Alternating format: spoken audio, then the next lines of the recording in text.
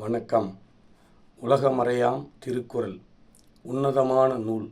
மனித குலத்தை வாழ்விக்க வந்த நூல்.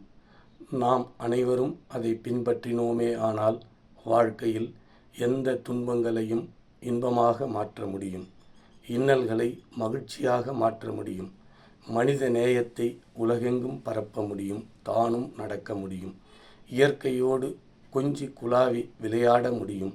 இத்தகைய அற்புதமான நூலினை அனைத்து மக்களும் அறியும் வண்ணம் கொண்டு செல்லக்கூடிய யான் நிறுவனத்திற்கு முதற்கண் என் வணக்கத்தையும் வாழ்த்துக்களையும் தெரிவித்துக் கொள்வதில் பெருமகிழ்ச்சி அடைகின்றேன்.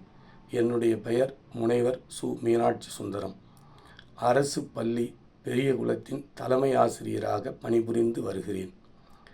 49வது அதிகாரமாகிய காலம் அறிதல் என்கின்ற அதிகாரத்தில் உள்ள 485வது குறளினை இப்பொழுது இங்கு நான் எடுத்துக்கொண்டு உங்களுடன் கலந்துரையாட விழைகின்றேன். அன்புசால் பெரியோர்களே, ஆன்றோர்களே, சான்றோர்களே, மனித குலத்தின் மனிதாபிமானிகளே, உங்கள் அனைவருக்கும் ஒரு காரியம் கைகூட வேண்டுமேயானால் அந்த காரியம் உகந்ததாக இருக்க வேண்டும். நாம் எண்ணக்கூடிய காரியம் ஆகச்சிறந்ததாக இருக்க வேண்டும். இந்த குலத்திற்கு பெருமை சேர்ப்பதாகவும் அவர்களை வழிநடத்தக்கூடியதாகவும் இருக்க வேண்டும். அத்தகைய காலத்தை நீங்கள் கருத்தினை நீங்கள் காலம் கருதி வினையாக எடுத்தல் வேண்டும். உலகையே வெல்லக்கூடிய அந்த வினையினை நீங்கள் எடுக்கின்ற போது உங்களுக்கு காலம் மட்டுமே உறுதுணையாக நிற்கும். நினைத்த மாத்திரத்தில் ஒரு செயலை செய்து முடிக்க யாராலும் முடியாது. அது உகந்ததும் அல்ல. எனவேதான் வள்ளுவப் பெருந்தகை ஒரு செயலை செய்வதற்கு ஏற்ற காலத்திற்காக நீங்கள் காத்திருங்கள். அப்படி காத்திருக்கின்ற போது நினைத்த செயல் கைகூடும்.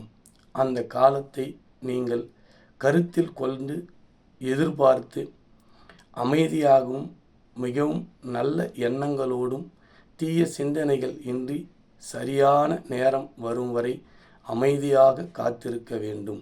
அப்படி நீங்கள் காத்திருந்தீர்களே ஆனால் அந்த செயல் உங்களுக்கு கைகூடும். எனவேதான் காலத்திற்காக காத்திருங்கள். காலம் கருதி இருப்பர் கலங்காது ஞாலம் கருதுபவர்.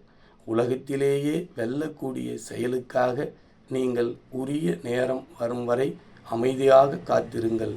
கைகூடும். கட்டாயம் வெற்றி கிட்டும். ஞாலம் உன்னை போற்றும். நன்றி. வணக்கம்.